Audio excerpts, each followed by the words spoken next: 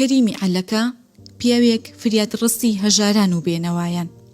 لاپەڕەکانی مێژوو پڕن لە ناوی ئەو کەڵە پیاوانەی کە بە کردار و ڕەوشتەکانیان بوونەتە وردی سەرزمانی هەمووان.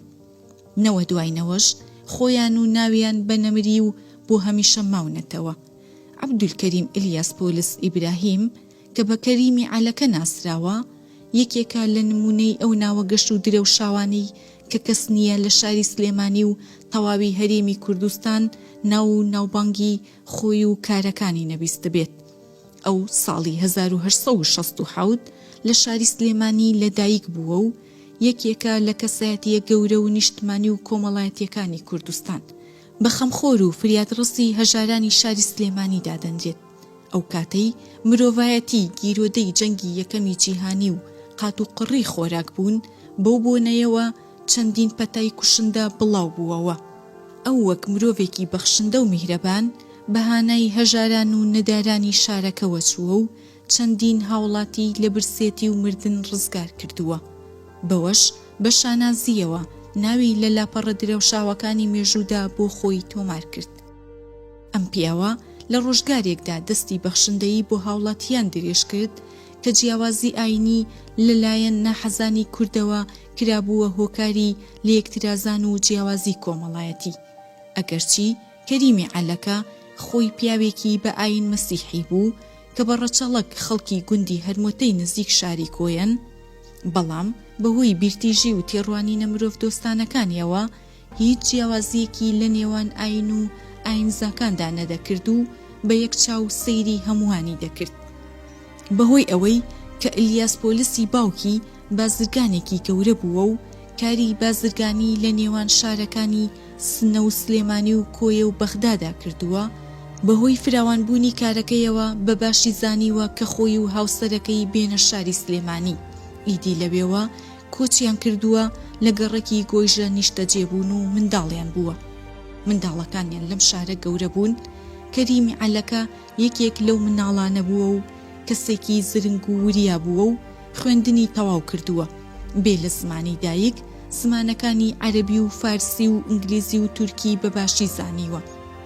دواتر هەمان ڕێچکەی کاری باوکی گرتووەتە بەر و بووە بە بازرگان و کاری بازرگانی لە نێوان سلێمانی و سنە و بەغداد و شامدا کردووە.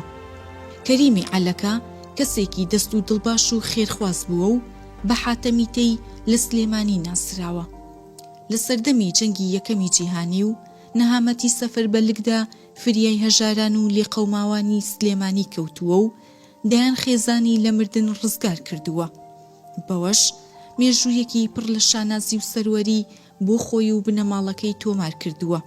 هەر بۆیەش وەک کەسایەتیەکی بەدیمەنی کۆمەڵایەتی لە هەموو لایەک ڕێز لێگیراو بووە و لە سەردەمی عوسمانیەکاندا پلەی دادوەری هەبووە لە دادگای سزای سلێمانی بۆ چارەسەرکردنی کێشەدارایی و بازرگانیەکان. ئەم پیاوە بەهۆی کار و کردەوە گەورە و مرۆڤ دۆستانەکانیەوە هەمیشە ناوی پێشخۆی کەوتبوو. هەر بۆیە بوو بە جێگەی ڕێز و متمانی مەلیکی کوردستان شێخ مەحموودی نەمر. هەر بۆیەش کە لە دەی تشرینی یەکەمی 1922 کابینەی حکومەتەکەی پێکێناوە، کەریمی عەلەکەی کردووە بە وەزیری دارایی. لەو ڕێگەیەشەوە ئەم پیاوە خزمەتێکی زۆری بە حکومەت و خەڵک کرد. دوای تێکچوونی حکومەتەکەی شێخ مەحموود، کەریمی عەلەکە بە ماڵەوە دەچێتە شاری کەرکووک و لەوێش خزمەتێکی زۆر بە خەڵک دەکات. پاشان ئەچێتە شاری بەغدا و لەوێ نیشتەجێ ئەبێ و تا دووە ڕۆژەکانی ژیانی لەو شارە ئەمێنێتەوە. بەداخەوە ئەم کەسایەتیە نیشتمانی و کۆمەڵایەتیە گەورەیە لە ڕۆژی 25 کانونی دووەمی ساڵی 1948 لە شاری بەغدا ماڵ ئاوایی کرد و لە گۆڕستانی کاسۆلیکی بە خاک سپێردرا.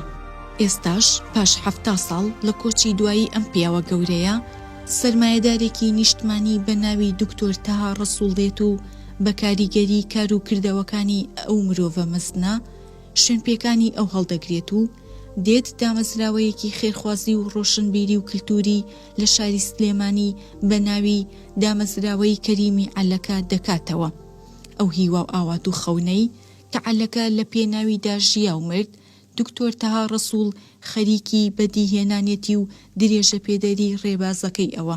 ئەمەش نیشاندەری جوانی و میهرەبانی و جوامێریەکانی ئەم نیشتمانەیە کە هەمیشە وەک کەسایەتی نیشتمانی فریادڕس بەهانەی هەژارانەوە دەڕۆن و ناهێڵن مرۆڤایەتی و بەخشندەیی بەرەو لە ناوچوون و فەوتان بچێت.